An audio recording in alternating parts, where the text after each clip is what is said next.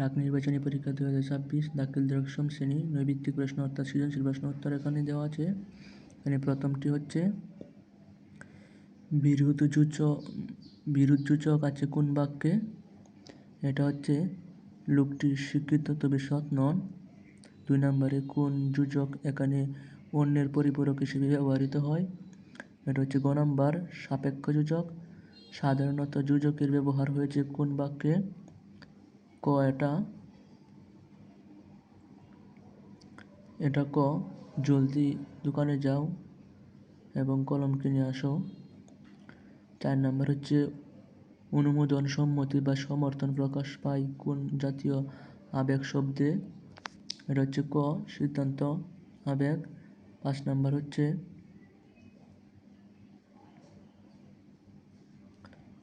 নিচের কোনটি অলঙ্কার আবেগ? এটা হচ্ছে খ যাগ্গে ওসব কথা থাক। 6 নম্বর হচ্ছে আতঙ্ক আবেগ প্রকাশ পেয়েছে নিচের কোন বাক্যে? এটা হচ্ছে বাপরে বাপ কি ভয়ঙ্কর ছিল রাক্ষসটা।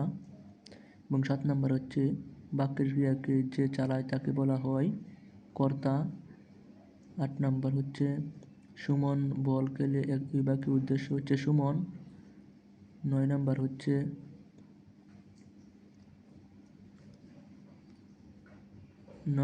হচ্ছে গঠনের দিক থেকে বাক্যকে কয় ভাগে ভাগ করা হয়?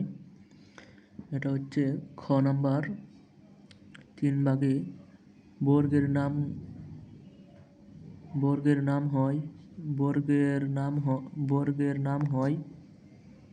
10 নম্বর হচ্ছে ক পদ অনুযায়ী বর্গকে বাক্যের কি বলা হয়? এটা হচ্ছে একক। বাক্যে যাকে উদ্দেশ্য করা হয়, বাক্যে যাকে উদ্দেশ্য করে কিছু বলা হয় তাকে বলে। 12 নম্বরে হচ্ছে এটা হচ্ছে উদ্দেশ্য। 13 নম্বর হচ্ছে বিধেয় ক্রিয়ার বিশেষ্য অংশকে বলে পূরক। এবং 14 নম্বর যে বাক্যে একটি সমাপিকা ক্রিয়া তাকে কোন বাক্য বলে?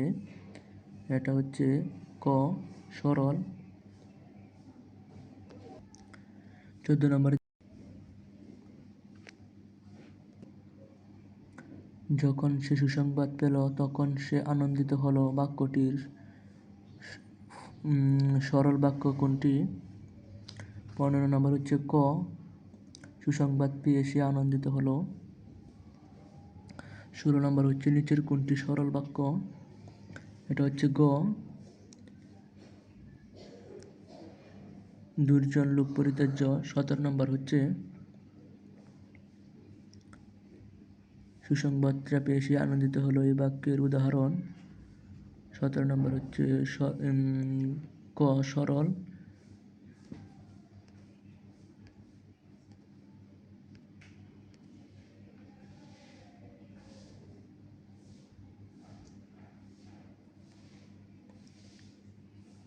18 নম্বর হচ্ছে বাক্যে ক্রিয়ার সঙ্গে কোন পদের সম্পর্ককে কারক বলে? এটা হচ্ছে 18 নম্বর হচ্ছে গ বিশেষ্য ও অনুসর্গ। 19 নম্বর হচ্ছে বাবা বাড়িতে আছেন এই বাক্যে বাড়িতে কোন কারক? এটা হচ্ছে অধিকরণ। 20 নম্বর হচ্ছে অসহায়কে সাহায্য করো বাক্যের নিম্নের অংশটি কোন কারক? গ এটা হচ্ছে কর্মকারক। বাচ্য বলতে বোঝায় বাক্যের ভাব। আমরা 22 নম্বরে যাই উপরে।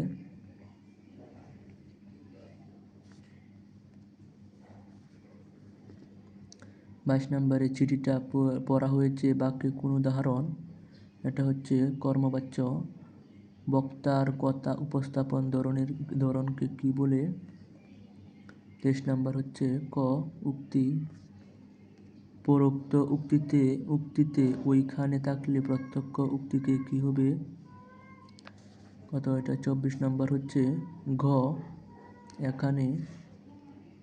25 নম্বর হচ্ছে শব্দ বর্গ ও অধীন বাক্যকে আলাদা করতে ব্যবহৃত হয় দাঁড়ি। 26 নম্বর কোন জ্যোতি চিহ্নটি সামান্য বিরতি নির্দেশ করে? এটা হচ্ছে ঘ 26 নম্বরের হচ্ছে ঘ ক্ষমা।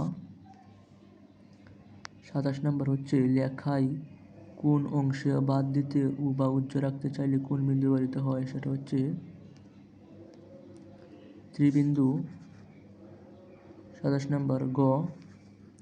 28 নম্বর হচ্ছে বাচ্যার্থ শব্দের কোন ধরনের অংশ অর্থ প্রকাশ করে।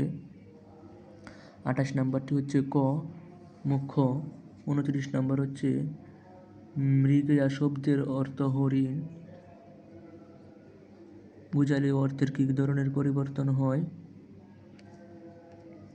এখানে হচ্ছে অর্থের কি ধরনের পরিবর্তন হয়, অর্থের অর্থ সংকোচন। এবং 30 নম্বরটি হচ্ছে কপাল ও কপোল শব্দজোড় সঠিক অর্থ কোনটি, ললাট এবং গাল।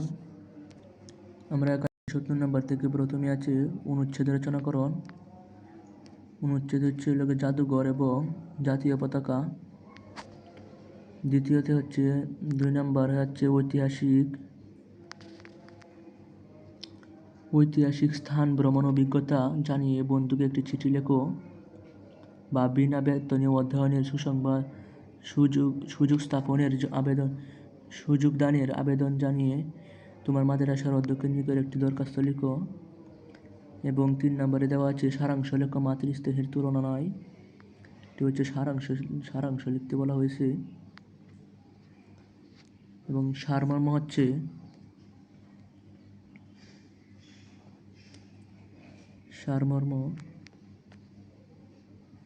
হচ্ছে আসিতেছে শুভ দিন, দিনে দিনে বহু বাড়িয়াছে জানা, সুদিতে হইবে ঋণ। হাতুড়ি শাবল গাইতে চালাইয়ে ভাঙিল যারা পাহাড় কাটা সেই পথের দুপাশে পারিয়া যাদের হার। এই সারাংশটা লিখতে হবে।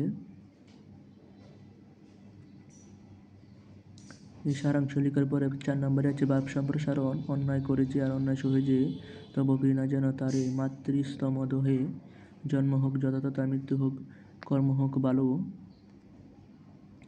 এবং 5 নম্বরে আছে তোমার মাদ্রাসার নবীনবরণ অনুষ্ঠান সম্পর্কে অনুষ্ঠানের উদযাপন বিবরণ দিয়ে পত্রিকায় প্রকাশ উপযোগী একটি প্রতিবেদন তৈরি করো।